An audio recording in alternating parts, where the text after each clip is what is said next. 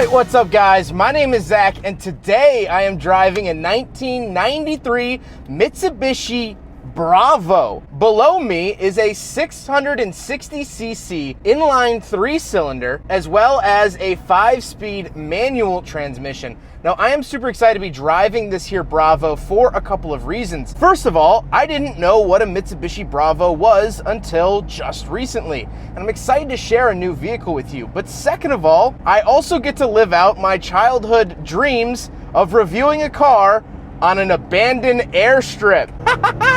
But before we get down to anything else, I have a website, zackpradel.com, where you can check out stickers like this retro sticker pack I have available, as well as a big friggin' bottle test sticker. You can also submit your own vehicle to be reviewed by me through a quick and easy submission form.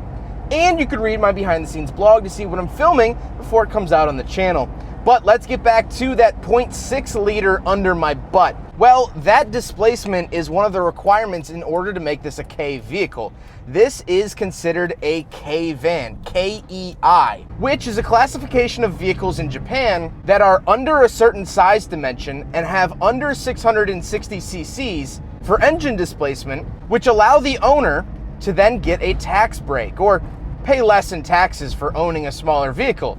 Parking spaces take up less spots, traffic jams are physically shorter. So there's a saying here on the Shooting Cars YouTube channel, Kei is the way, and that is triple true today. It's not fast. It's not fast at all. It's not even that quick. However, this 3-cylinder actually has a great note, just audibly. Most Kei vehicles sound like souped up lawnmowers, but this actually has a nice note to it, especially in the cabin when you're driving it, which I absolutely love. All right, so I figured I'd switch it up since we're out here on the airstrip and do the little acceleration test POV style. So I'm gonna crank up my audio here.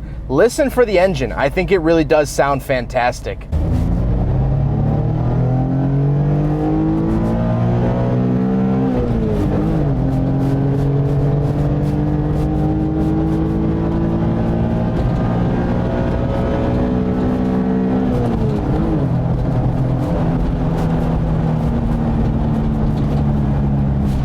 Not bad if I do say so myself. Not bad at all. Like I said, paired to it, 5-speed manual transmission. Nothing really to note about that. It's fine and does the job, and 5th gear is really a cruising gear, and 1st gear is really, really short. Last but not least, this actually is 4-wheel drive, and we'll talk about how to select that a little bit later on. With that out of the way, let's talk about the interior. Well, directly in front of me, I have my buttons up above the gauges. I have a rear wiper, rear defroster, my fog lights, and my tailgate lock and unlock. Then down below that, where I'll actually find my gauges, on the left is fuel. Then I have my speedometer, of course in kilometers an hour, because this is a Japanese domestic market vehicle. Then I have my tachometer to the right and my coolant temperature off to the right as well. The gauges are also green, which is kind of interesting and a weird quirk for the Bravo. On the steering wheel, it just says MMC, Mitsubishi Motor Corporation, and I don't get any buttons. To the right of me, I just have a vent, and on the door, I have my lock and unlock, but also my power windows for all 4 windows. This is a huge deal for Kei vehicles, that having rear power windows. Absolutely fantastic, and I haven't seen that in a Kei vehicle yet. Moving into the center, I have 2 climate control vents and the climate controls themselves. Nothing too crazy here, but it's nice that it does get AC.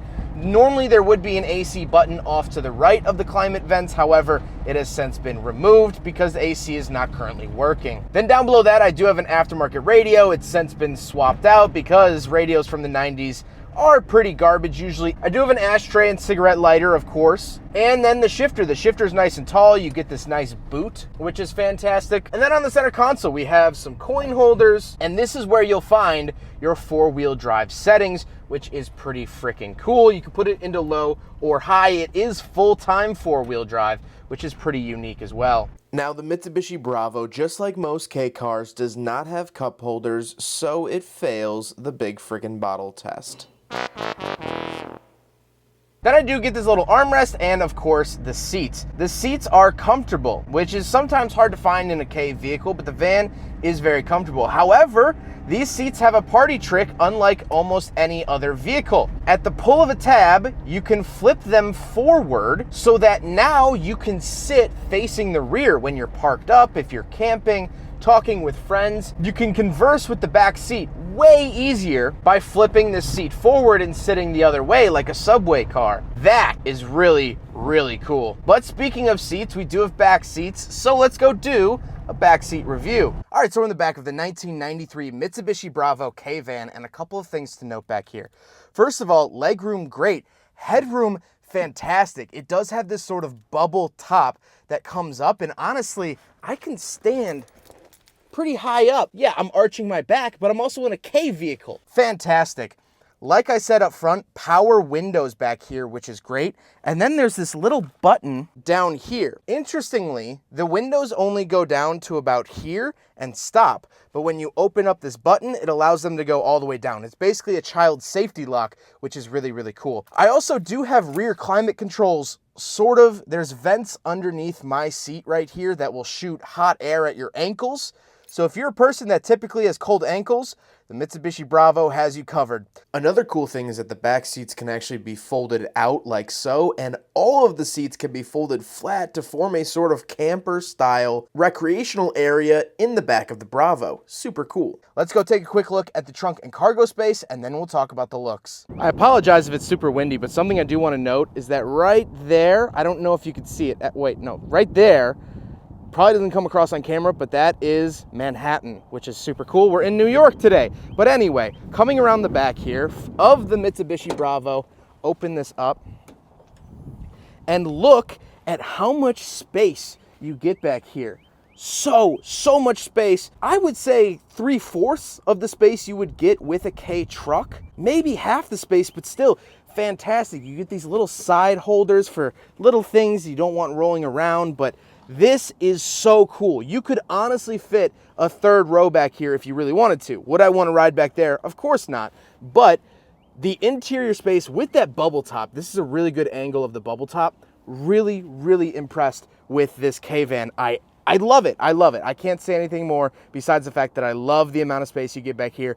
If you need more space in this, just rent a U-Haul. I mean, really, truly, just do that. Now we gotta talk about the looks, and I think the Bravo looks kind of funny. It looks like a big egg, which I have to say is admittedly quite cute. Now, something that this car was offered with, but this one does not have, is a glass roof. You could option a Mitsubishi Bravo Kei van with a glass roof. How freaking cool is that? Now, unfortunately, this doesn't have it, but you can get on the Googles and see it in all of its glory. But now let's get to my final thoughts here on the 1993 Mitsubishi Bravo Kei van. Well, I love it.